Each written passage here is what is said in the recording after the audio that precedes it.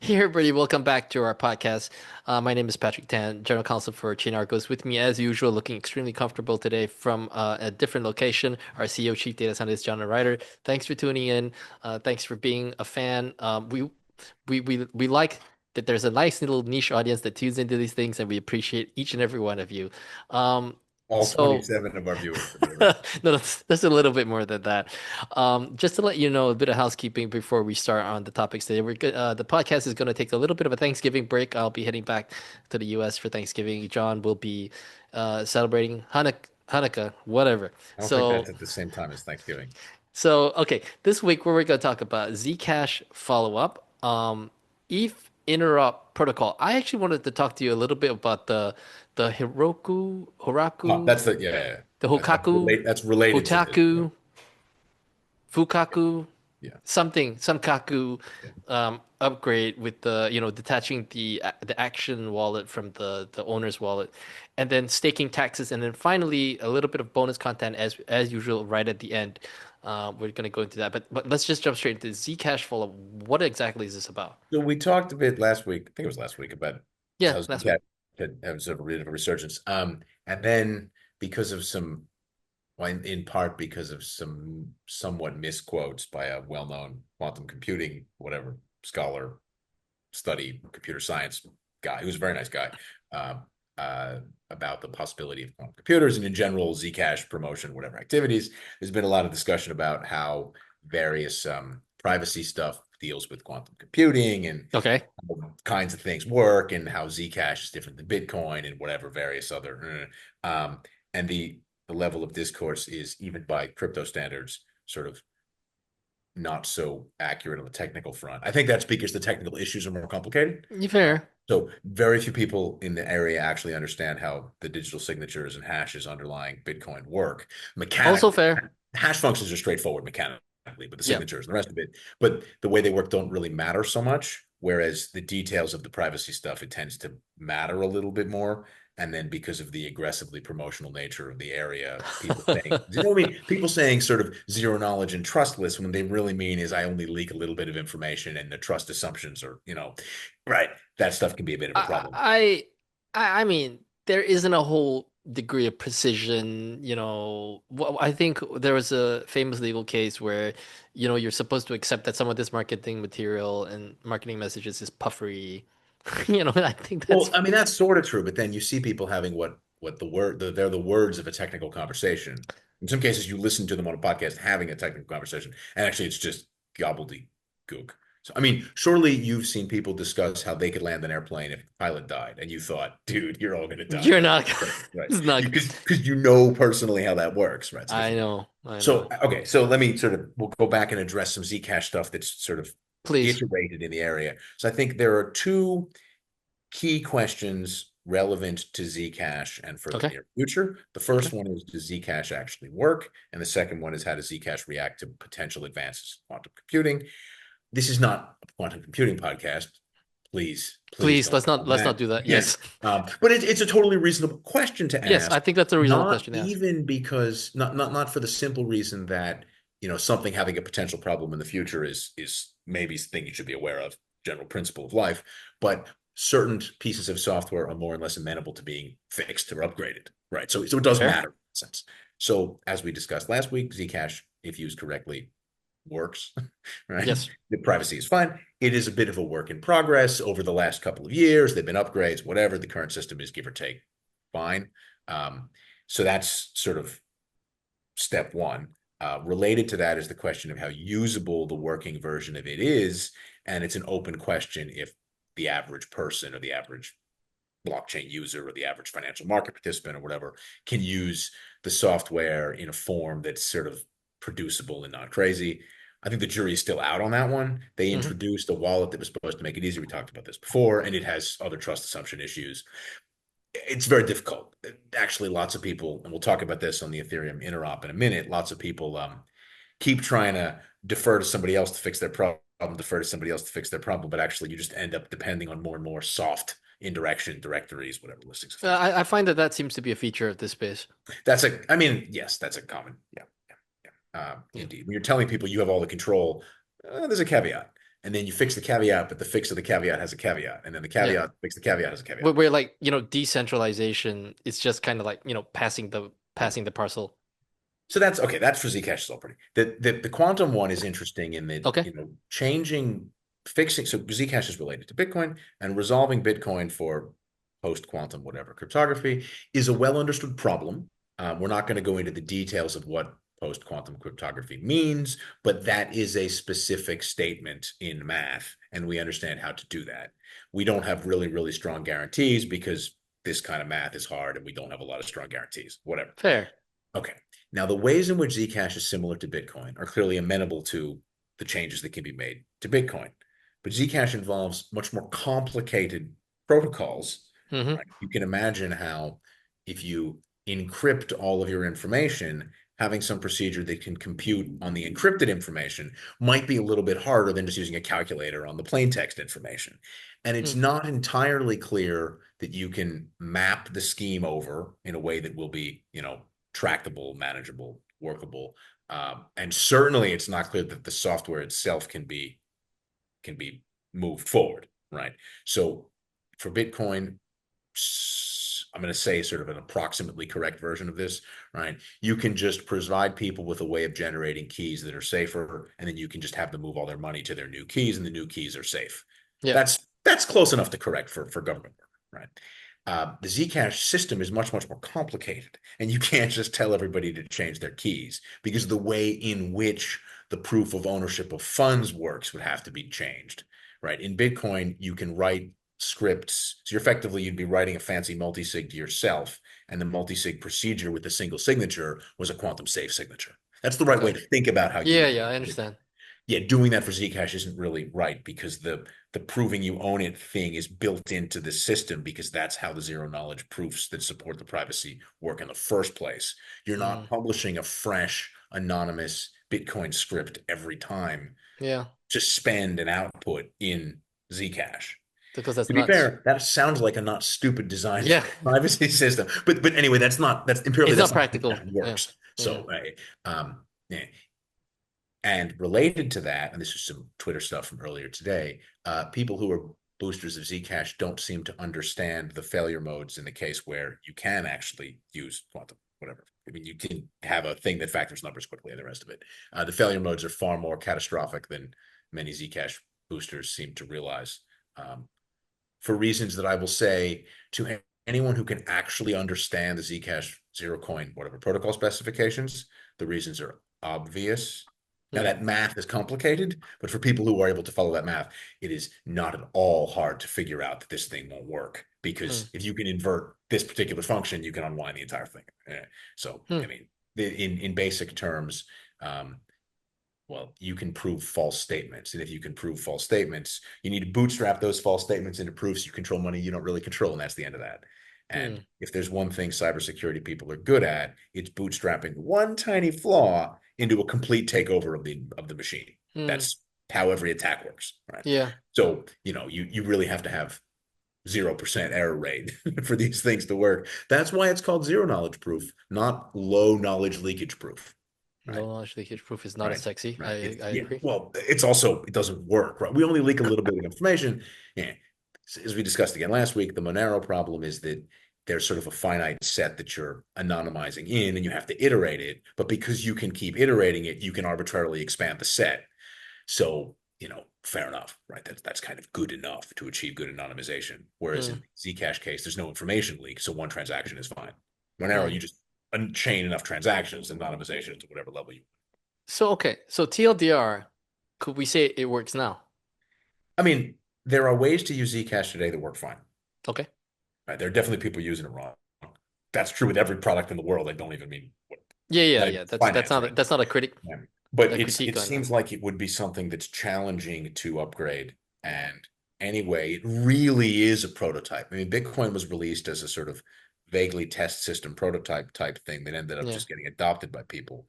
Zcash has seen major overhauls several times in the decade it's been around, you know, while in production. And likely the lack of willingness of the company and supporters of Zcash to, rebuild the machine and start afresh is because they have a bunch of vested interest in propelling this thing forward. that is likely to prove to be a serious problem if you need to make much larger changes. And it's not Sure. clear. People who say Zcash is a fork of Bitcoin and Bitcoin can be fixed, so Zcash can be fixed. I mean, that might turn out to be true in some really complicated scheme that nobody's worked out yet, but it's just not that obviously true. It's Mm, not that evident. Whereas, yeah, Litecoin, Dogecoin, whatever, will all be totally fine in the same way Bitcoin will because it's the same system. yeah. Okay. Well, now on that note, and whilst we're talking about, Zcash obviously is a privacy protocol.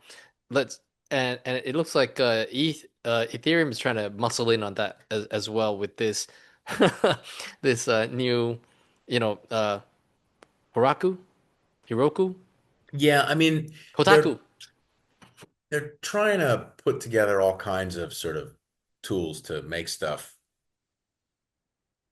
I guess So what do you want to call it? Like larger?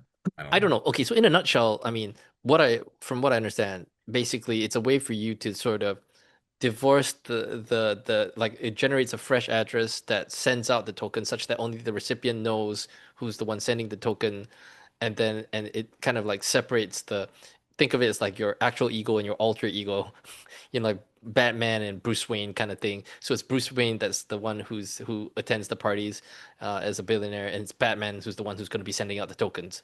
But they're all both at the same side, but people don't know how to link them. Does Yeah, that yeah. make sense? Is that fair? Yeah, I mean, so I guess the best that you can do, as long as all the transactions are going to be public, is you can start running these things through commingled pots. You Okay. can't just have tokens vanish in one place and appear in another and have a Unless no. you're the BNB beacon chain. No, but you, well, okay. Yeah, well, yes, actually, fine. That's correct.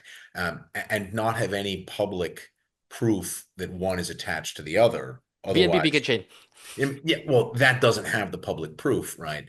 And otherwise, you can't transact with people purely based on the in protocol information. So if Correct. you're going to try to do this with out of protocol information, okay, then you no longer have any claim that it's all sort of public and transparent, right? That's kind of So, it feels like that's kind of the point, or am I missing something here? but if you're really going to put together a system where the public data does not allow you to reconstruct the history of tokens, and I don't Uh-huh. mean with obfuscation involved, I Yeah, yeah, yeah, mean yeah. Yeah, X. just in general. Yeah. Yeah, then you no longer have any claims to there being any transparency that can be used for any regulatory protection of any, I mean, no one's ever claimed that Zcash is completely fine because the transactions are all transparent. And so, everybody can just accept Zcash without tracing the history because of Ha. course you can trace the history. The people don't make that circular argument, right? Yeah. People will say somebody has to at least put their name on the last address and then they vouch for it. Okay, you can defer to people vouching for things. That's a thing that happens, right? If That's this is like going to turn into that, you're going to be treated like a privacy coin. I don't think that's really in practice what the plan is here, but so did I read it wrong? no, I'm not saying that you read it wrong. I'm saying I don't know exactly what they really intend to do. Sounds like that's what they intend to do. I mean, so I can describe how the interoperability thing works because that's quite concrete, and it may be that this is that. Okay, please. I'm not sure. I don't So know. what the proposal here is to have sort of a standard way of interacting with bridges, and then so that all the different bridges can support the same API, and then you can just write one program that feeds those bridges. Those bridges would allow tokens to pop in and out somewhat more easily from a software point of view, one chain, different chain, everything that's in L2, whatever, with bridges that support this API. But you'd still have everything publicly visible, right? You would see the function calls in public. The transactions aren't secret in any sense, right? To the user, it looks seamless, but the public records are identical to what they are today, right? It's just saying every bridge has a function called deposit with the following inputs and a function called withdraw and a whatever remote, Sun Microsystems remote procedure call specification from the early 80s, right? It's just that kind of a thing. If what this means is a way of simplifying messaging from one place to another by not enforcing, but providing a standard specification for RPC, yeah, okay. I mean, have a good time, right? Everything's still fully transparent in that case. And that's what I mean by there's a couple of proposals that have all come out at the same time. Maybe I haven't spent long enough reading everything to untangle it, right? But I don't know how different various pieces of this are supposed to be. What I find amusing about the interoperability stuff is that they claim it doesn't change any of the trust assumptions, but all that means is you're still relying on the same trusted bridges as before, just with Yeah. an API specification. Plus, there has to be a directory that looks up Yeah. which bridge goes with which chain. And my favorite part of the entire thing is that the specification they use, they acknowledge, doesn't have unique identifiers for different chains, different addresses on those chains. Yeah, exactly. So you're supposed to use a standard representation that isn't enforced in the standard, and hopefully it'll be fine. And you What? cannot enforce standard. So like, yeah, I mean, you can clean some of that up a little bit by giving people warnings, but yeah, it's Doesn't this make this hard. more vulnerable as opposed to less? I mean, certainly the attack surface increases if people's expectations that they can perform more complicated tasks with a single click, you can probably trick them into performing more complicated transactions with a single click. I mean, the requirements of what they say you need to do to be a supported bridge in this framework requires violating extremely basic information theory, computer science stuff from many, many decades ago. So you need to guarantee single message delivery in a finite amount of time, but they just like, okay, these reliability guarantees require just violate FLP impossibility. It's really, really basic stuff. So they're just saying we're going to pretend the bridges that we call trustless today that aren't are trustless, and and that's fine. Okay. I mean, Hmm.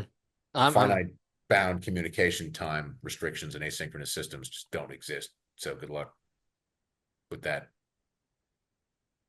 okay. I'm satisfied. So But how it's does that? interesting, right? It's a software engineering exercise. It's fine. And in fact, I listened to one interview in which the more promotional person kept talking it up and the more technical person kept qualifying it correctly. And the Ethereum Foundation in general has had technical people who don't make ridiculous technical statements. Correct. So it'll be interesting to see which branch ends up promoting this one. Well, marketing. I mean, yeah, it'll Marketing be always beats engineering. That's how it's you get it's stuff funny out. though when you got like two people on a thing and the more technical person keeps qualifying what the non-technical person is saying, and you're like, I wonder who's going to get invited next time. Anyway, Well, yeah. So, okay, let's talk about staking taxes. What exactly is this? okay. So a senator, honestly, I forget which state it is. Same in the notes. I don't remember. A Republican senator Hmm. wanted some clarification on some earlier IRS statements about how staking taxes are supposed to work in crypto. So the question here is, are staking rewards, proof of stake rewards, that kind Yep. of thing, taxed upon receipt or when you sell the tokens that you received? That's a And good this question. Republican senator has come out and said, I understand there's discussion of only taxing staking rewards when they're sold, not when they're received. Clearly, you sell them after you receive them. Maybe immediately afterwards, maybe much afterwards, but you can't Yeah, sell them before you receive them. Right? Or at technically. least that's fraud of a different sort. Yeah. Yeah. This guy has come out and said, I don't understand why a special treatment's being given to this thing. Just tax them when you receive them. Right. Which, whatever. We're not going to. Okay. So fine. Mm, So I previously wrote a column on this issue. Uh, so the claim that's normally made by people who want, as a person who would be paying these taxes, you would prefer to pay them on sale as opposed to on receipt correct. because it's later. That's Yeah. in, okay. The claim that's generally made is that staking is like farming or mining, Okay. and you don't pay taxes on gold you mine out of the ground or wheat you grow in a field until you You sell pay it it. on disposal. Yeah. Yeah. And that is true. Yes. If you dig something out of the ground, that's not generally a taxable event. If food grows in your field, it's not generally a taxable event. Um, the argument is that because these are similar activities, they should be treated similarly. Right. So Hmm. I guess we're going to step back here for a second and say, who's doing the work when food grows in a field? God? Well, I mean, the sun is providing the energy, right? Yeah. Yeah. So, nature is, and there are, biochemical processes and there's all Yeah. kinds Yeah. of physics and photos. This stuff's going on. So, in a physics sense, work is definitely happening. That's fine. When you dig stuff out of the ground, it's the miners that are doing the work, right? But these are Hmm. both physical processes that are generating a valuable good. Hmm. Potatoes, removing iron ore from the ground increases the value. And you can see this in the market, right? You can talk to an oil company about what it costs to buy oil that they have the right to that's underground, they own, but that's in the ground versus oil on the surface. And those are different prices. That's transparent. You can go buy oil reserves. They're cheaper than oil in barrels. Um, okay. So generally speaking, those industries are set up so that you can do that valuable work and then you pay taxes when you sell the stuff because the businesses do that process. Okay. And they are, in some sense, new objects that are being created in the world. You're doing value added work. If you're a painter and you produce a painting, you're taxed when you sell it, not when you produce it. Fine. Yeah, yeah. Those are new goods. Now, for the vast majority of staking systems out there, no new goods are created. Almost always, the fees are paid in the token and the fees get redistributed to the stakers, right? Hmm. That's the whole concept. Yeah. That's just a redistribution of existing items. So That, that's absolutely nothing like agriculture or mining. yeah, that's true. Yeah. It's not like I mean, Bitcoin mining, I could argue that, Well, yeah. proof of work mining is not identical, right? Because Hmm. they're new items. So there definitely is Yeah. new Correct, creation. correct. Yeah, that's what I'm saying. The taxation of that is a totally separate conversation. So Yeah. we'll punt on that one. But for most proof of stake systems, Yeah, you're right. and You're not actually creating. I'm going to make it more aggressive, right? If Mm, your system is deflationary, which is yeah, something most people talk about how they want to be deflationary, then yeah. by definition, no new product is ever being created. Well, it can't because you're reducing the supply. Exactly. Now you can have things like the way Ethereum works at the moment, where it's a dynamic growth rate or shrinkage rate, right? The supply can go up or down based on fees paid and all kinds of whatever stuff that's going on. So in those cases, it could be partially new tokens and partially old tokens, whatever. But for every deflationary token and for every hard cap fixed supply token, BNB, hard cap fixed supply token, right? Mm. All of these things, the staking procedure, Tron, hard cap fixed supply token.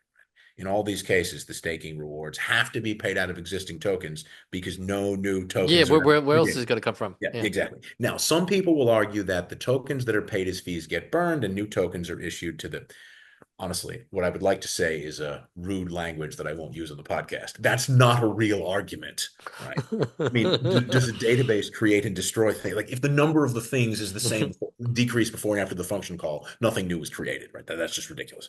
Um, Yeah, so I think yeah. that this guy That's is a completely correct. And actually, most of the industry position on this makes no sense because people view these staking tokens as though they're created through a process akin to proof of work Bitcoin or proof of work Ethereum. which is And that's not. just not accurate. Yeah, it's Yeah. not accurate. Yeah. Yeah, no, You that's a think good about that's yeah, every that's a good project that point. says their token is deflationary, right, is not eligible for the argument we're just like mining because you're not paid with gold that's already on the surface. It's funny that they Otherwise, would argue that they're just like mining when it's in the name. It says proof of stake.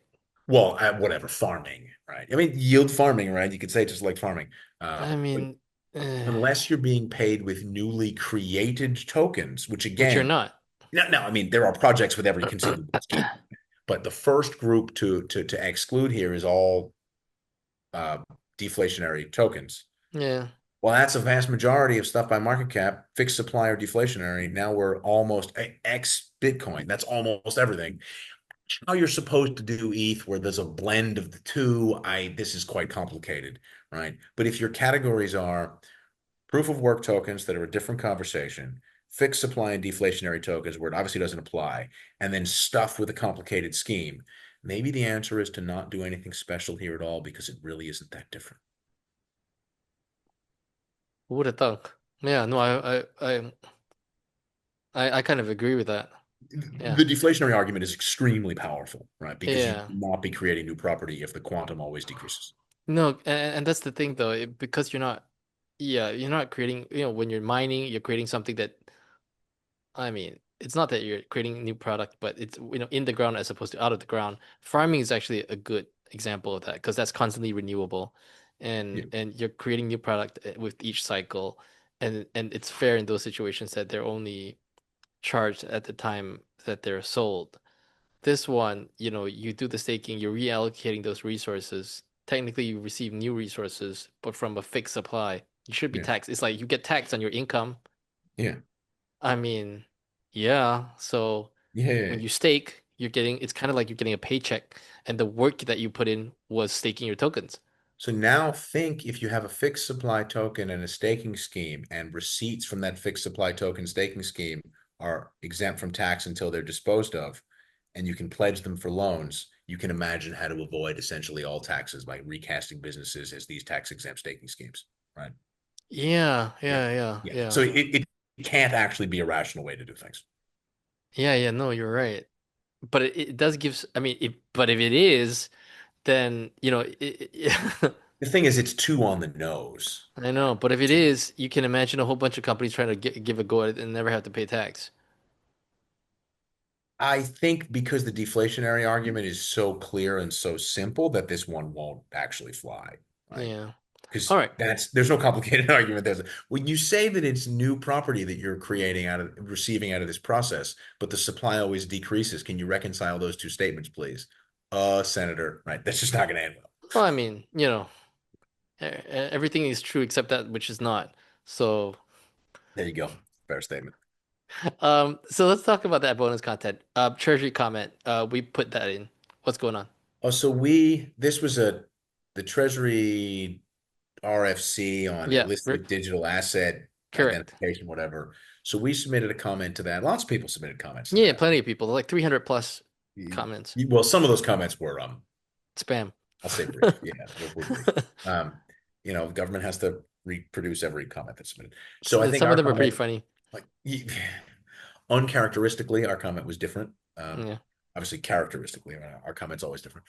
So I think we have a very different way of looking at a lot of these things. I don't think that the government, if all of this stuff is open and transparent, the government doesn't have to be as involved. I Right? I agree. There are good reasons for bank records and whatever to be relatively private, because if the bank is Yes. required to collect all your information, fine. But if you can prove things purely from public records, it should be possible for private actors to do something about it. Now, that sounds crazy, maybe to some people, and I'm proposing private enforcement of sanctions violations or whatever. So, people who say that's crazy, we've run this idea past a lot of people, right?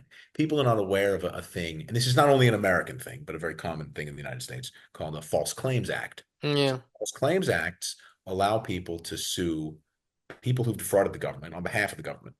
And the idea here is that governments all over the world are defrauded nonstop all the time because they're the largest the largest participant No, in no, I economy. know, I know, I know. So, They're the of biggest. course, Yeah, yeah, if you're the government of a country with tens of millions of people and you have expenditures, like, of course there's fraud because there's yeah, contracts. yeah, That's yeah, yeah. admitting that is part of life, right? Fine. Correct. So maybe it makes sense to outsource this because most times people commit fraud, they tell other people about it. It's a company, Yeah, whatever. And so the rough framework that's existed in the United States since the 80s goes back even further in some forms, exists in other countries, is that you can bring an action against someone on behalf of the government to recover money that they obtained fraudulently through, you know, not providing the services they promised, selling the military substandard concrete, all kinds of stuff like that.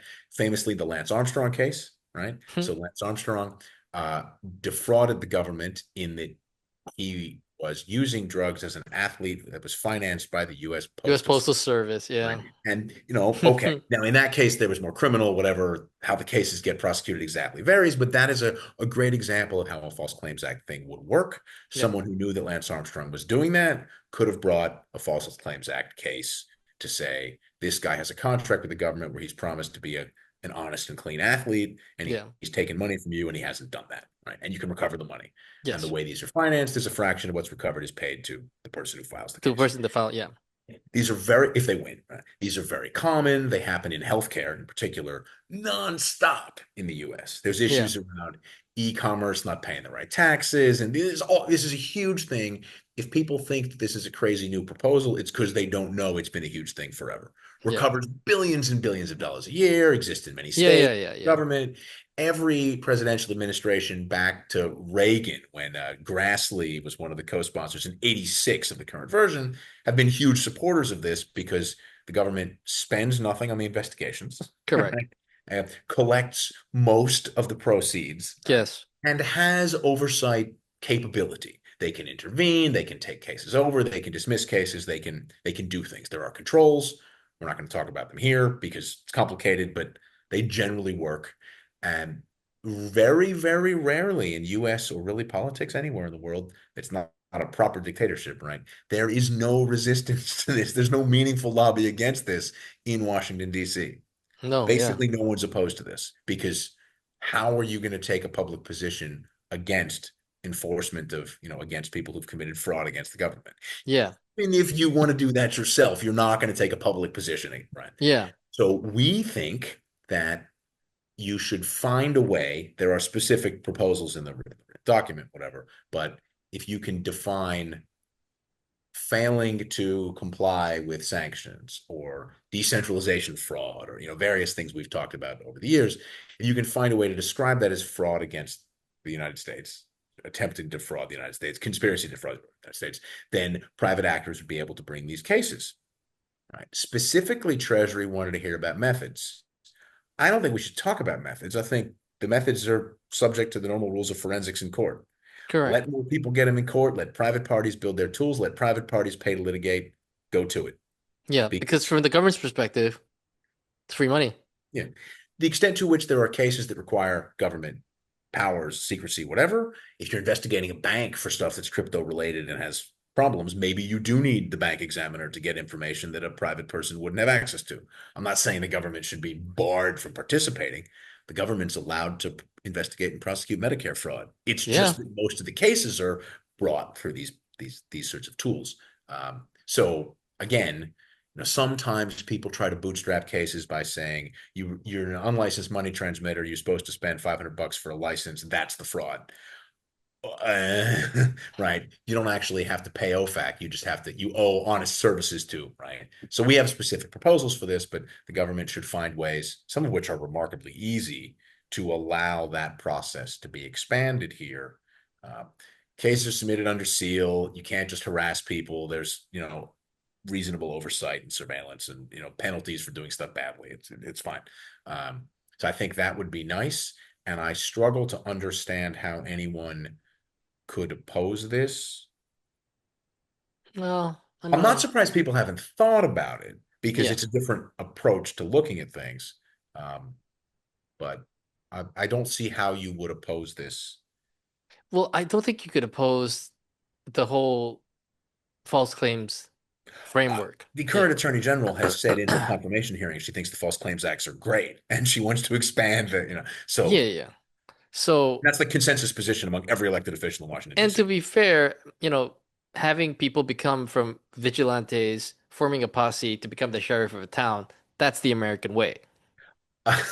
Well, I mean, these are generally the way this works in practice for the most part, that healthcare and whatever stuff is that lawyers and whatnot and I investigators go to understand. experts in area They're run the business. modern day posse, Yeah. but you basically get there's nothing like a good posse and a hot cup of coffee in the morning, and then you go round up all the fugitives and bring a peace back to your little town out in the Midwest somewhere. I mean, it works without having to have any government employees or any government expenditure. There This isn't were a no theory. government employees or In, expenditure in the in in, the in the 18th and 19th centuries. well, I mean, there was a sheriff and a marshal. We've all seen Django. I mean, this is a procedure, a set of procedures. I mean, as you described, right? The reason sheriffs are still such a thing in the West is that Yeah. I guess it worked. The population's happy. This stuff works. It does because a lot of people forget how big the United States is. And to bring this back into context, I think this works especially in this case because I think people often underestimate just how broad and how many schemes you can cook up Yeah.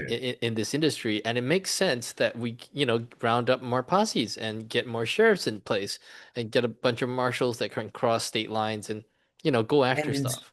instead of arguing with the government and in public and whoever with what procedures are the best, go to court and see if you can convince a judge and jury and prove it. Yeah, I That's agree. that's the system. That's the And if American someone way. is willing to expend the resources to demonstrate that their way of doing something works, you should not stop them. And the government certainly should not be picking winners That or is lessening literally the how victim the of sheriff procedures. becomes the sheriff of a town. Like, everybody goes like, "Hey, this guy's going out, stopping the bad guys. Let's just give him a badge and a gun." I mean, in that case, Batman would be the the sheriff. So I don't think that's quite true. But certainly stylistically, the way that you Well, get okay, elected sheriff is you demonstrate a commitment to doing these things properly. Yeah. correct. But to be fair, in Batman's case, Gotham already had its own police force. The West didn't necessarily have one, and that's why they needed a sheriff who had a posse and would get deputies and stuff like that.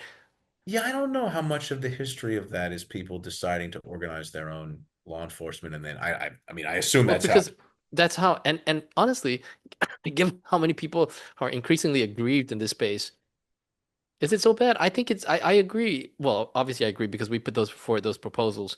But Well, I mean, you see people self-forming groups to help freeze, recover, and investigate yeah, lost yeah, yeah, yeah, assets. yeah, So this absolutely. is essentially the analog of that, but on the enforcement side, Correct.